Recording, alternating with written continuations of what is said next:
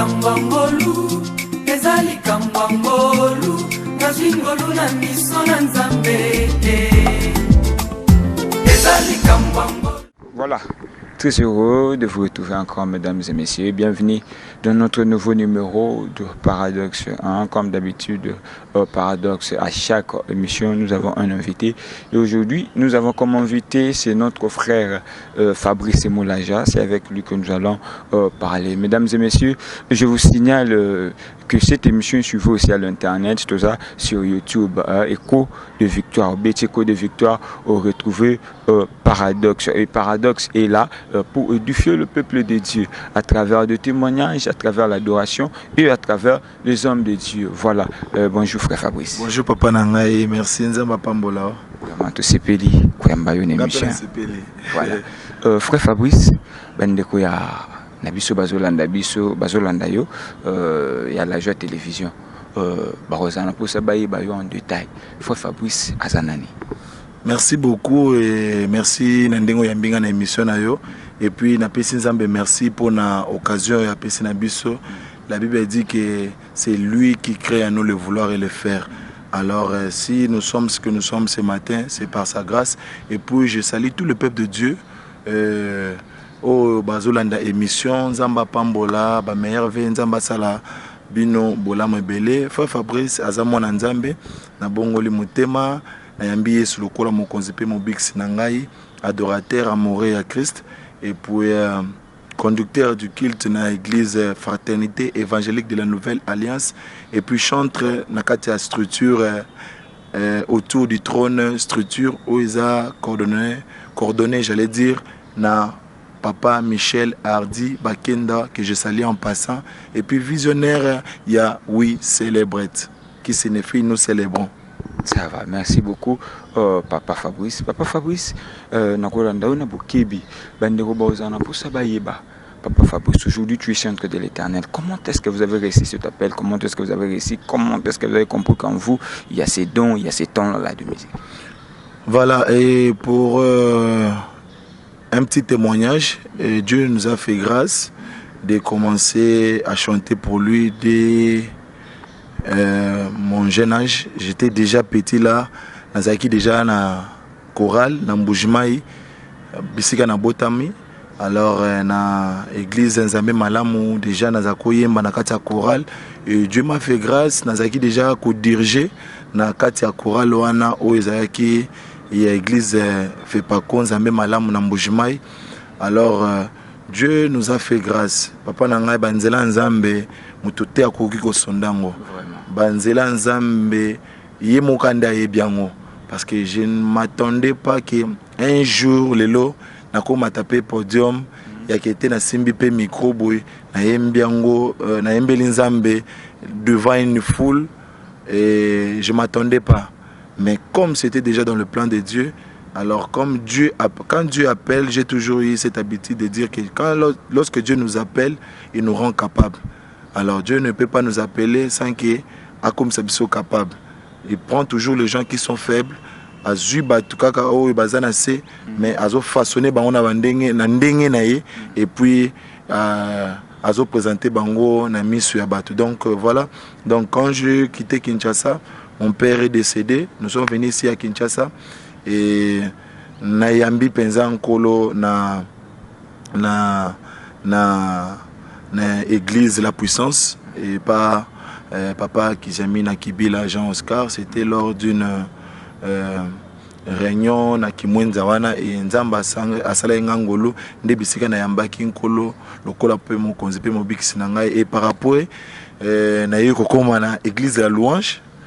Et l'église de la Louange n'a travaillé pendant beaucoup des années, depuis 2003 je pense. 2003, na sali connaissance de Konangaï, Fiston Bouy, que je salue aussi en passant. De tout travailler na Kodim, il y a l'église de la Louange. Et Nzambazo Sunga Bisoti, na yokuta na Papa Michel. Donc, ezaka na plan Nzambe, nde na komi lelo. Donc, voilà, tout le bel raconte il y a eu Papa Michel, dans le groupe Waposa, la minute Oyo. Et vous avez livré tant de concerts, na Papa Michel Bakenda. Dernièrement, vous êtes en Afrique du Sud, vous êtes en Inde. Et qui est derrière vous? Est-ce que frère Michel Bakenda est un producteur ou est-ce lorsque se déplace, à se déplacer à un groupe Mobimba, puis parmi le groupe tout le monde vous allez à bras droit. Qui est derrière? Merci beaucoup pour la question. Donc, c'est Dieu qui est derrière tout ça. Il y a un sponsor, il y a bien pour Nabiso.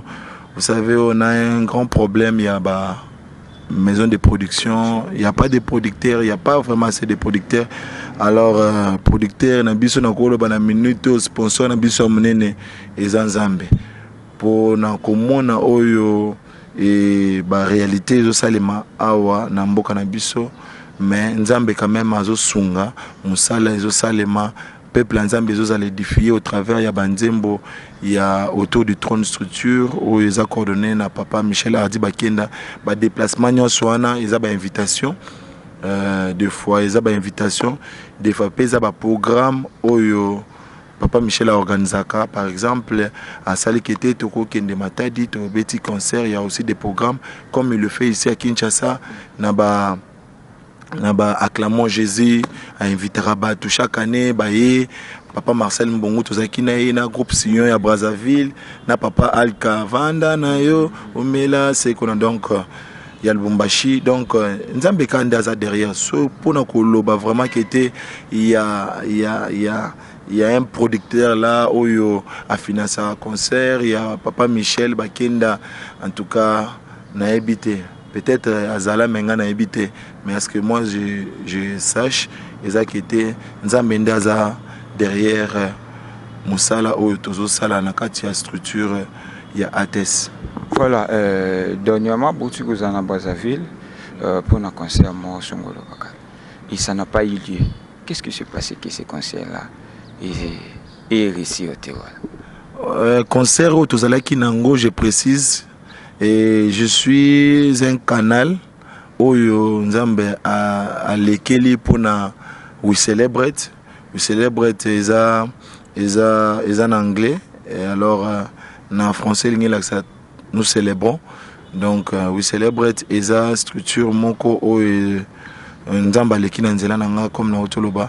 Mais nous avons se retrouvé dans bande konanga Fiston Bouyi, Billy Bilomba, Paul Bakenda, Nelson Kikeme, Florian Mwamba, tout ça vraiment est belé. Alors concert est acquis prévu pour na évoluer bien en cause ça la moins marche arrière pour expliquer que nous étions d'abord pour la première édition, nous étions en Afrique du Sud, tous les concerts à Djobo. Na grande salle il y a Pasteur Kipa et en 2018 tout ça qui na Inde et puis na Ngolo Nzambe il fallait tout kende Brazzaville. Alors concert à Brazzaville ils a annulé pour 2019 et vu que moyens sont qui réunité et on n'avait pas voulu de faire quelque chose il y a ou soit l'homme pressé, on s'est dit non, tout s'est préparé bien pour que descente dans Bisso à Brazzaville. Comme on n'a pas de producteurs, Bisso Moronde to sponsoriser un concert dans Bisso na Mawanzambe, de tout le baki qui était tout annulé concert. Donc concert normalement est prévu pour le 23 il y a un mois passé. Donc tout annulé Kiango et voilà et dans circonstances nous se bibelobi to yeba rendre gloire nankolo. Donc, il a permis en Afrique du Sud, il a permis en Inde, de célébrer Nzambe en Inde, où il peut permettre que concert à la tête na Brazzaville, ils appliquent to PCK Lokumu et Massanzoli. Voilà. Voilà, très chers fidèles téléspectateurs, je vous rappelle qu'ici nous avons reçu le frère Fabrice Moulaja. C'est avec lui, nous sommes toujours cheminés dans l'émission. Voilà, frère Fabrice, tout le temps, il y a single où il est déjà disponible. Pourquoi single dans le moment où? En tout cas, Nzambe azana na ba moment nae oyo soka décidé mutu mongo te akoki koloba contraire. Et Nzamba asungi biso nazalaki kosala live na Instagram. Alors nazalo beta guitare na mankolo quand on a eu c'était vraiment un live direct et puis il y avait une forte onction de Dieu et du coup Nzemboana et Matinga en esprit. Pasola lola e pasola lola e sala bika moi bika moi Yesue sala bika moi Yahweh ofandi na nkembo ozinga minaba. Donc Nzembo wana na koloba ekula na ngaboy na esprit na beta guitare et puis par après na ebisi ba na Nzambe bazakola na ngana live na esi bango est-ce que boko kangela nga Nzembo ete bo edenga ki après live na kanga yango ekimanga te. Voilà. Et na mona mutu moko azwaki moi capture atindelinga mezaki un peu flou et je me suis dit que na sala moi vidéo comme ça na bomba Nzembo mélodie tikala nde na yembi na zui mélodie na tikali nango et puis ba parole et voilà na tia on a statut il y a WhatsApp on a tia na statut à WhatsApp et c'est parti ba moto na Nzembo tu wapi Nzembo ya nani est-ce que c'est bimi est-ce que Nzembo to kozongo na ba plateforme ngala bina na bimité. Alors j'avais dit aux gens que batine de la ba vidéo na bango pour que na poste na tala boy ba vidéo comme moya et belé mais Nzembo na nkoto et bimité. Alors ndé na komeli ndé on a fiston boy na bisi ngabi na yemba Nzembo na yo bisi nga pas de problème toi tu es mon frère et par après dona mwanza nda yo mona na statut bana Congo to simba na makasi Congo elonga Congolais nyonso dans la mer Congo elonga RDC yende ayebisi nga Fabrice monite ke na batembre na ndengo yembeli Nzembo ngo comme ezana mi monite so yembe on a papa ngé ça bien. Date yembi na fiso na We Celebrate 1 na We Celebrate 2. Alors fiso peut na yembi na album na Amour unique et puis ça ne dérange pas so na yembi na papa ngé. Ndé papa ngé azaki na déplacement na ça les messages avec na Europe. Ndé répondre n'a pas de problème, je serai là qui on va le faire. Na yebisi nga binga mon en charge, il y a studio et tout. Par la grâce de Dieu, Dieu nous a aidés et voilà, la chanson Pasola Lola est déjà disponible sur toutes les plateformes de téléchargement en ligne et sur ma chaîne YouTube Fabrice Moulaja officiel et puis naba écran isolé naba chaîne moko yakin. Voilà, déjà clip est disponible. Clip est disponible déjà dans la chaîne YouTube Fabrice Moulaja officiel. Voilà, papa Fabrice, si aujourd'hui un producteur et tellement que la chanson est ça vraiment bien et qu'il y a un producteur à le bilan, moi je mets mon argent et pour nous produire non seulement la chanson mais nous produire tout un album.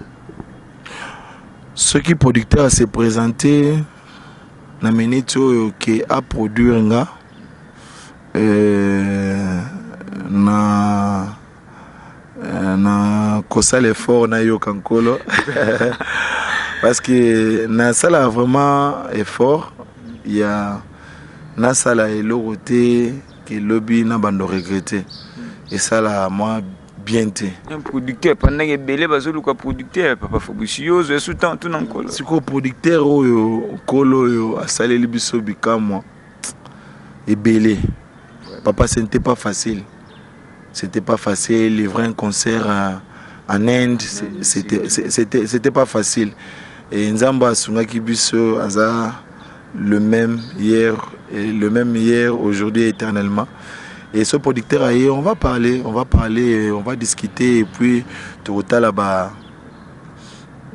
avantage désavantage et puis Nzamba Osunga. Vraiment. Si c'est pour un album, on doit parler et puis il faut na yo kapenkolo et puis na zape ba permission papa Michel na informé yenda za lokwa papa na ngai naza se ya matambe na ye na yo kipe ba papa mususu yo Nzamba pesi ngai lokola lipamboli on se retrouver na makolo na bango. Aujourd'hui tu as un single sur le marché. Est-ce que papa Michel est au courant que frère Fabrice Moulaja a un single? J'ai toujours fourni des efforts, comme je viens de le dire, et à chaque sortie nanga, toujours informé, et puis je sais qu'il y a une bénédiction qui est cachée derrière ça. Je ne peux pas me dire qu'il était na coquille, na kende sans permission. Non, non, non. Na zalara toujours na habitude à chaque fois na obima, à chaque fois na salle locaux, il faut toujours na signaler papa Michel na zo aval na ye, na zo fait vers na ye pour que bisika na okende li pamboli en colo accompagner ngai. C'est toujours important, même dans mon église et avec mon pasteur ayebi ba entrer na ba sortie na ngai. Lorsque je sors, je signale à mon pasteur. Et puis si je vais quelque part où on m'invite, je signale à papa Michel. Il y a un voyage, surtout, un déplacement. Il y a un côté là qui est dans la chambre, c'est papa Michel. Et je vais travailler avec papa Henri pour un single Oyo. Parce que Lola et on a fait vers à chaque fois, on a toujours effort. Il a fait vers tant salarié. Okenda koluka corde rayo facilement ou sengara zona matin na kolobaki papa Michel azali pamboli ponanga. Il est beaucoup à la fois. Il est beaucoup à la fois. Papa Michel, c'est quelqu'un qui a cru en moi. C'est quelqu'un qui m'a pris à l'Axingaï, les ABCD à Moussala Oyo. Jusqu'à présent, toujours dans ma colonaïe. Et j'ai toujours aimé son cœur par rapport à Yako Tikabiso, tous à la libre. Yako ça et l'Anzambe. Papa Michel, Azamutumo était arrêté dans la batte. Preuve année, la sœur Rachel, Azapé l'album Naé, Papa Michel m'a produit Rango. Et Aza na ba production Naé, Aza na ba contrat Naé signé qui na ba maison de production Msusu. Donc Adas Aza na chaîne Naé YouTube, Tchakape Banzembo Naé. Florian Mwamba, donc tout le monde est libre. Mais Nanyon Soana, koye baka ko respecter Tamsa na biso na test et puis ko respecter programme, il y a groupe. Mais ceux qui sont en dehors, il y a programme et que programme est été na groupe. En tout cas, à Pesaka biso opportunité wana ya ko saler nzambe. Voilà. Si c'est pour la gloire de Dieu. Si c'est pour la gloire de Dieu. À permettre à biso toujours. Voilà, si c'est pour la gloire de Dieu, Papa Michel a fait sa occasion. Voilà, toujours continuer l'émission Nabiso. Papa Fabrice, Moutoune Zaboué. Aux un groupe, il y a Papa Michel Bakenda. Là, tu évolues bien, tu es loba et puis aux reconnaissant vers hier. Maintenant, qu'est-ce qui t'a motivé? Qu'est-ce qui t'a motivé de mettre un single sur le marché pendant que, au quoi pour le besoin, chanson na yo, ou un album, il y a Papa Michel Bakenda. Tango Robima ou un album à se préparer, mais il y a Obimi si en avant. En fait, qu'est-ce qui t'a motivé de mettre un single sur le marché pendant que tu es un groupe où tu évolues maintenant? Le bac toujours que Swenzamba apesa biso pour na biso moté, apesa biso pour na peuple naé.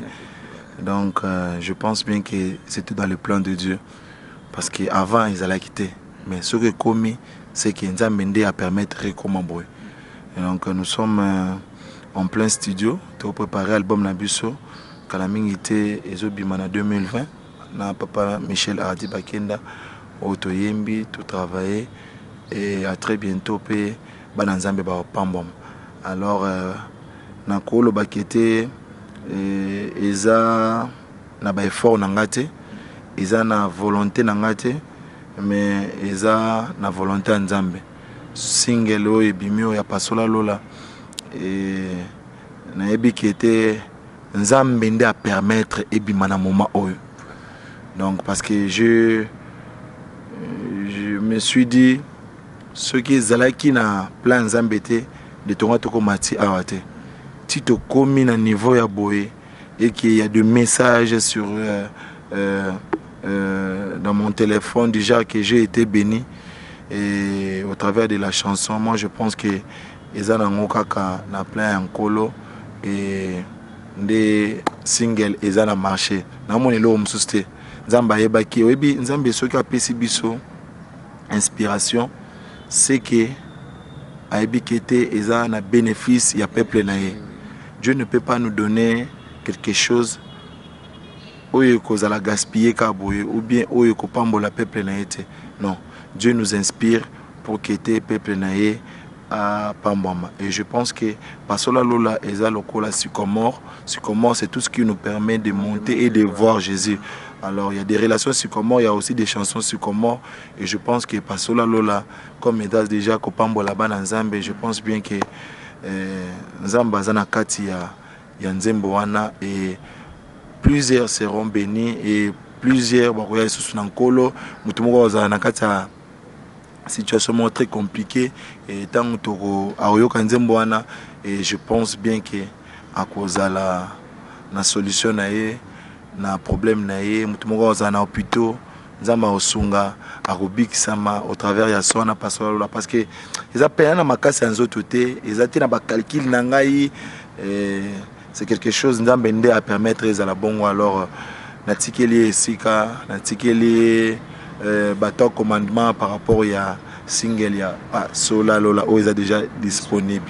Oui, papa Fabrice ngana zo banga pour vitesse Nzembo zoya nango kaka ba même fan wana o bazo sepela nango ka ba onde ba ya koute ba nini bobi mais tu es déjà capable, tu peux créer un album. Ouais, kaka même ba tu na o ba tinde la ba message wana. Moi je préfère écouter Dieu qu'écouter beaucoup les hommes. Voilà. Oui.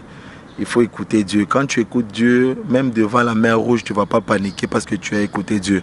Moïse devant la mer rouge, tout le monde s'agitait. Balobi, bufalo tika bisoto vanda tana Égypte, ba cimetière ezaki kunate Moïse. Ba nini ezalaki kunate bufalo tika bisoto liata ba concombre kuna. Est-ce que bat bako réclamer concombre? Mais tala bazaki incrédible. Na koyeba bazaki incrédible nangana lo na ko reconnaître que Nzamba est capable de faire makam sauf mutu moko azalaki na intimité na nkolo. Lorsque tu es dans l'intimité avec Dieu, tu verras ce que les autres n'ont pas vu. En avance pas ni na présence en Nzambe. Même David n'était pas là na kati ya champ de bataille, mais azalaki na kati ya présence en Nzambe. Mais tant abimi na présence en Nzambe a monité au bande connaît ba monaki. Il y a monaki Goliath a incirconcis. Pourquoi? Parce qu'il était dans l'intimité avec Dieu. Même avec Moïse, tout le monde s'est lamenté, mais Moïse a été très calme. Donc ce que yoki Nzambe c'est fini. Et là donc comme les Nzambe ndé aibisio et que Nzambe a derrière au yuzo sala yango. Et tu verras les résultats. Et Nagnon Soana, compte te rendre et na peuple, te rendre compte devant Dieu. Voilà. Voilà, très chers fidèles téléspectateurs, je vous rappelle qu'ici, bien que toujours cité vers la fin de l'émission, tous en frère Fabrice Moulaja, ou déjà single est disponible déjà dans la plateforme et ça on a pour vous bénir, le peuple de Dieu. En tout cas, une très belle chanson et beaucoup à la vraiment décidé. Voilà, frère Fabrice, tout le monde cité vers la fin de l'émission. Particularité, il n'y a pas sous la les anini. Message clé, il n'y a pas sous la lola, ils ont une particularité. En tout cas, Nzembo déjà déjà dans Ésaïe 64, si tu déchirais les cieux et si tu descendais, les montagnes s'ébranleraient devant toi. Alors, lorsque nous sommes sur cette terre des hommes, tu vivras la souffrance, ainsi qu'il y a joie, ou tu vivras la mort, ainsi qu'il y a vie. Donc, il faut toujours travailler à ciel ouvert. Vous savez, la souffrance d'un bien-aimé de Dieu peut ouvrir le ciel. La Bible dit que Nzamba Ebisi Moïse a dit, j'ai écouté les cris de mes enfants et je suis descendu. Donc, Nzamba Kiti, pourquoi? Parce qu'il y avait son peuple, en Égypte, qui va souffrir. Et il y a aussi la louange, adoration, oui, matakape et fungola lola. Alors, si vous travaillez à ciel ouvert, qui était vineux qui est de liboso. Alors, pour la chanson Pasola Lola, je suis fort convaincu que Dieu, Yemoko, Aza, na rendez-vous, na miracle, na peuple par rapport à Nzembo Pasola Lola. Lorsque les a fumugama, ce qui est humainement impossible, divinement est comme impossible. Ce qui les a fumugama, donc miracle les a possible. Vous savez, rideau, il y a temple où ils ont séparé le saint allait très saint, Babi, et se déchira du haut en bas. Qui veut dire que c'était un travail divin. Lorsque Makambouane comme à l'Ikolo, l'on s'est décidé que et Pasuka, Nzambe, à Kiti, il y a toujours quelque chose qui se passe. Il y a toujours, moi, si mon gars est stérile, après, à comme maman passe. Mon gars est chômeur. Pourquoi? Parce que le ciel est ouvert. Voilà, Papa Fabrice, vous n'est pas vous coupez la parole. Et il y a un gongezo qui est na osinga. Au plus début sur moi extrait, moi extrait de la chanson Pasola Lola pendant quelques minutes parce que basinale biso déjà ngonga et comme une asuka. Yahweh ofandina kembo ozinga mina banjelu. Kembolo kumweza yayo papa awato sangani lelo losambo kaka se moko salabika mwato mona jova Yahweh ofandi na trone na yo ozinga mina banjelu kembolo kumweza yayo papa awato sangani lelo losambo kaka se moko salabika mwato mona jova pasola lola Lola pasola Lola Lola salabika mwae bika mwae salabika mwae sembola loboko na yo na esikoyo monisa kembo na yo papa Voilà. Très belle chanson, signée comme ça. Frère Fabrice Moulaja, la chanson est déjà disponible et consommée, vous ne serez pas déçus. Donc la chanson Pasola Lola, ils ont featuring entre Fabrice Moulaja et Pasteur Henri Papa Moulaja. Voilà, Nzamba Pambola Papa Henri, Bissika Zolanda Bissou. Voilà coach. À ce moment. Voilà Daddy. Aza ebele lambala moko na kolo baza papa na ngai, aza oncle na ngai, aza lipamboli na ngai, aza coach na nga, aza mentor na nga, aza conseiller na nga, aza muto motivera nga na makambo ya Nzambe, na comportement na ye, na caractère na ye. Donc aza lipamboli pour na ngai. Voilà, la PC Mbote. Et puis merci beaucoup papa Henri pour na kondima kosala nanga featuring. Zama pambola. Voilà, merci beaucoup. Tokomi koshite vers la fin de l'émission. Papa Fabrice, tuna ngombala na mbala, surtout ceux qui n'aiment pas ça dans Zambie et nalinga kolobaki. Est-ce que si kumela yo ko traverser des moments difficiles pour s'en sortir? Soko yambi sur le kola mokonzi pe mobikisi na parcours na yo mikakatano ezanga te. Ezate mutu nzamba sa benga déjà koka déjà aza capable te azate biso nyos tuza toujours na histoire expérience mongo personnel na nzambe banzela nzamba lexa biso akoyebisa biso ke toza na kana mais ayebisi biso te ke toleka na désert toleka na nzela mer rouge wana eza na ba programme na ye eza na kata bonzambe na ye mais mutu nyos o ya benga misoki Yesu Kristo mwana nzambe kuta koma na niveau ya koloba ke tata soki ekoki ko sepelisa olongola Kenya minyoko liboso na ngai ekozala bien mais souffrance en diraki amemi mais résultat na ngonde tu peux commencer dans la faiblesse dans la souffrance mais tu ne finiras pas dans la souffrance. Même Deutéronome chapitre 6 dit ceci, 6 verset 4, la Bible dit que écoute Israël, l'Éternel, notre Dieu est le seul éternel. Il n'y a aucun problème qui est éternel. Il n'y a aucune situation difficile qui est éternelle. Il n'y a aucun problème sur cette terre des hommes où il est éternel. C'est Dieu qui est éternel. Donc souffrance, malheur, non s'adresser à Moutumo, na encourager, ça était. Les gens Moutumo quoi même mi kumba na yo, ba problème. La Bible dit que à l'obi que venez à moi, vous tous qui êtes chargé, fatigué, moi je ferai quoi? Je vous donnerai du repos. À repos, on peut s'abisso, ça coûte repos, te on y a coquille copé s'abisso. Ata organisme monté en mboka, oh bien ba nation, oko copé sango. Kimia on zamba pe s'abisso, et ça kimia moka, tous en a 200 francs, kimia ne leki. Pour tu me sais pas zamba million mais bana kimia te. Mais kimia on zamba pe s'abisso, ato le matembele, ato le si bana matembele, ba le fufu, mais kimia ya nzambe, bana bazo ya minene.